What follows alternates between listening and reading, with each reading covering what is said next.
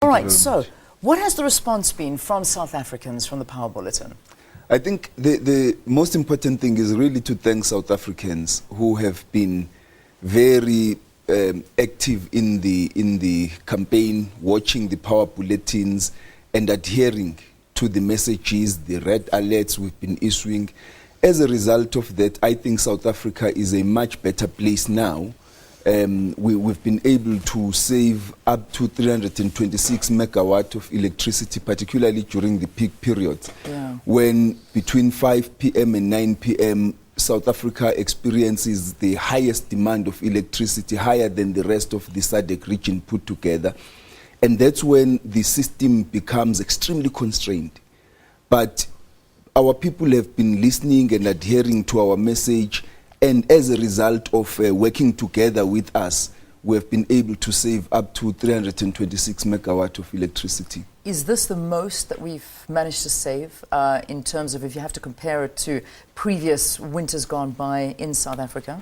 It is. It means that the Power Bulletins are working. Okay. A study has been done.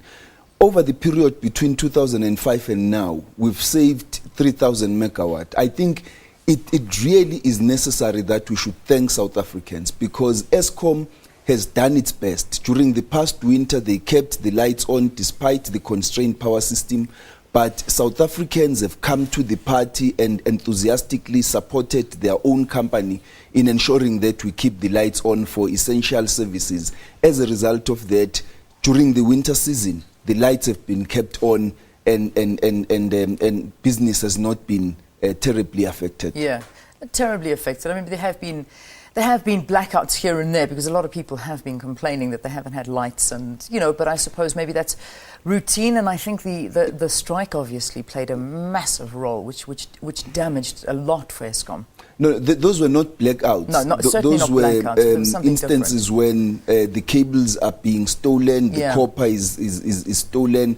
The theft of electricity also increases the pressure on the system. And in some of the areas, particularly around the cities, the copper and cable theft has a very, very bad impact on the performance of the system. We must bear in mind also that this past winter was the first winter that Eskom was undertaking long duration generational maintenance of its power stations. And so we were traversing a very tight balance, supply-demand balance. And we were able to come out of it with aplomb. Going into the summer, the message is live lightly. The message to all South Africans, live lightly, dress lightly, don't use your air conditioners. Try as much as possible to reduce the demand on the power system, because this is when you have your heavy rainfalls, adverse weather, you've got adverse heat during the December, January periods, and therefore the demand for electricity will increase at the same time as there will be more power stations that will be shut down for maintenance. Okay. And in order to be able to, again, succeed in maintaining the supply-demand balance, we are asking all South Africans to live lightly. I think it's a very nice and easy message. It's very easy to remember for all of us, including those of us who have to wear ties and jackets every day. Okay, so from now on, South Africans, we're changing the dress code. No more ties and jackets.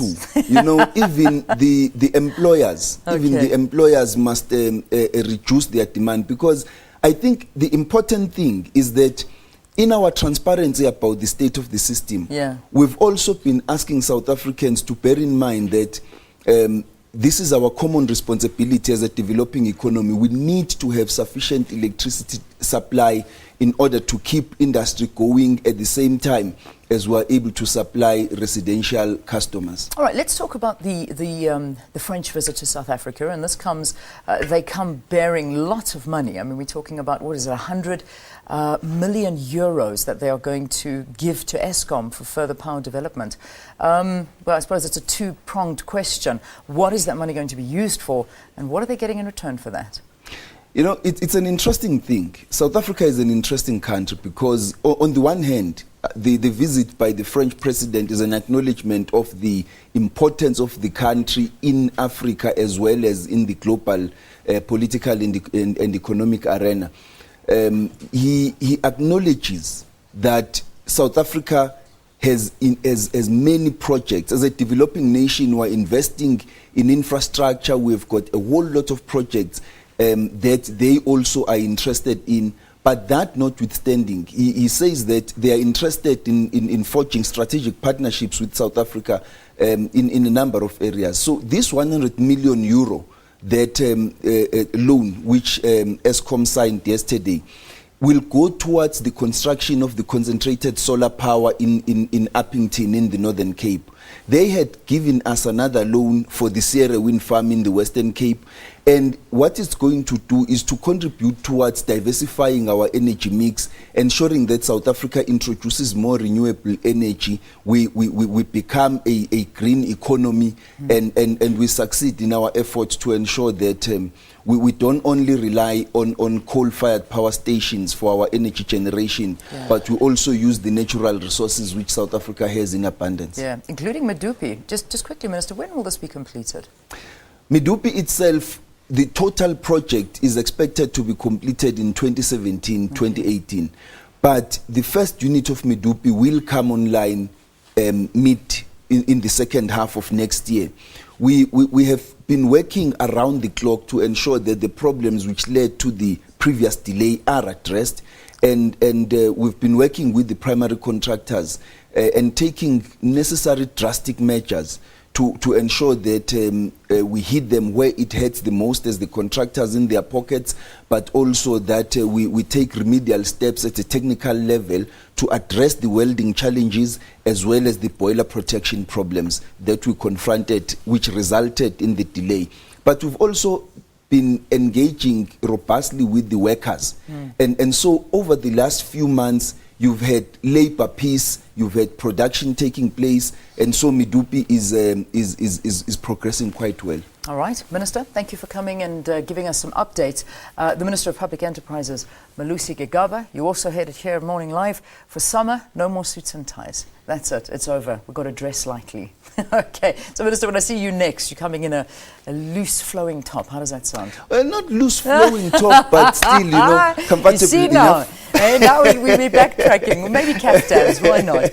All right. Thank you so much, Minister. All right. Let's get some sports news for you now. And I can see we're starting off the bulletin with some cricket news. Valen.